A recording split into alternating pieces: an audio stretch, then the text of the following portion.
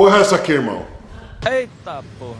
Porra, viado, você não ia... Porra é essa aqui, irmão? Que segredo é esse? Que merda é essa? Você não ia viajar, rapaz! Caralho, o maluco é brabo. Cara, Trazendo a ex em casa. o que você tá fazendo aqui, pai? Não é avisa, é bagunçado assim? Quando eu vou no Trazendo a ex em casa, não. Fiquei sabendo que ia ter vídeo hoje aqui.